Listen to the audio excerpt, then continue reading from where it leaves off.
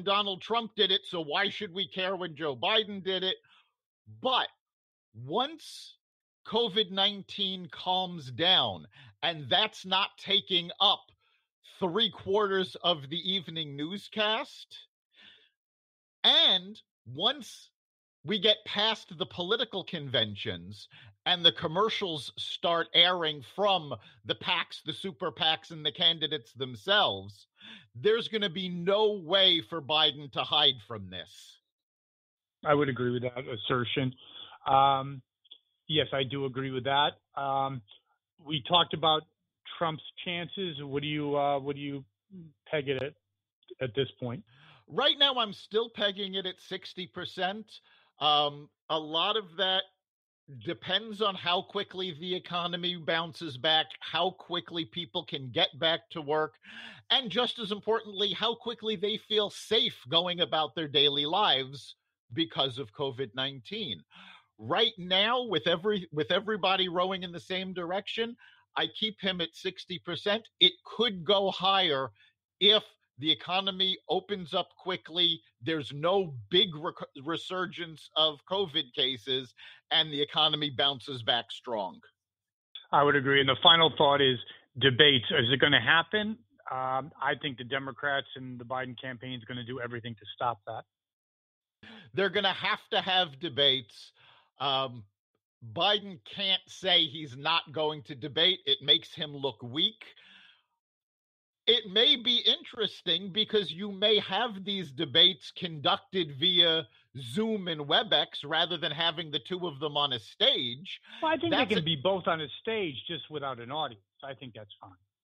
They can both be tested. That's fine. That's possible too. My point to having it virtually, though, is if you remember Hillary Clinton's complaints about the debates, having it done virtually will actually work in Biden's favor because, one, he'll be able to not be in physical proximity to Trump, which Clinton herself said was intimidating. And also, if it's done virtually, he can have his handlers just off camera feeding him information so that he doesn't screw up as badly.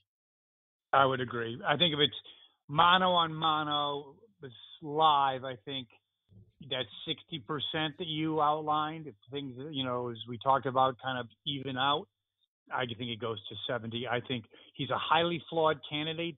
I know I'm a little bit, biased, but I think the Democrats are a little scared. That's why even in the last announcement, it was his wife that was talking and he was just on the sideline.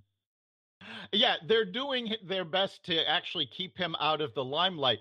Something I did come across just recently that actually can work in Biden's favor. And we've talked about this person on the podcast very favorably in the past. Right now, it looks like the front runner for his running mate is Amy Klobuchar. She could be good. And the funny thing is, Biden actually made a comment a few days ago saying the most important thing to him in picking a running mate was he had to have somebody who was capable of being president. And of course, that is absolutely crucial because clearly he's not capable of doing the job himself. No, he's not. I think if he picks her, that elevates him tremendously. I think there's that person from Georgia that's not going to help him at all.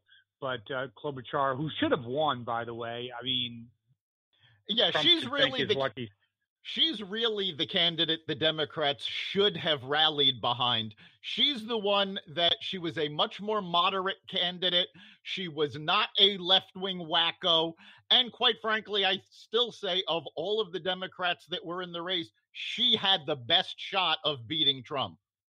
No question. My last question is, why did that not happen? Do you think she just got swept up because at that time, the gang, the tribe, whatever, was kind of setting the agenda, and she just wasn't liberal enough? I think part of the problem was that she wasn't a progressive. She is a moderate. And, the Bernie supporters, the AOC, squad supporters, they didn't want to hear from that. They did not want to moderate. They wanted someone that swung all the way to the left. And I think the other thing that worked against her was the fact that there were so many people jumping into the primary. Exactly. Yes, I think she could not get traction to stand up above the crowd. I agree with that. I think she got traction towards the end, but it was too late. Yes. Thank you, Dr. Lopkin. That concludes another edition of Carnivore Bites. We'll do it again next week. And we will be here Friday live, so callers can participate in the conversation. We'll be talking about small businesses and how they're dealing with the COVID crisis. You can catch us Friday at 4 at blogtalkradio.com/Carnivore Radio. See you there. Take care. You've been listening to Carnivore Bites, part of the Exvadio Podcast Network. You can catch us every week on carnivoreradio.com, exvadio.com/podcasts, the Apple Podcast Store, Google Play, Spotify, iHeartRadio, and wherever you find podcasts.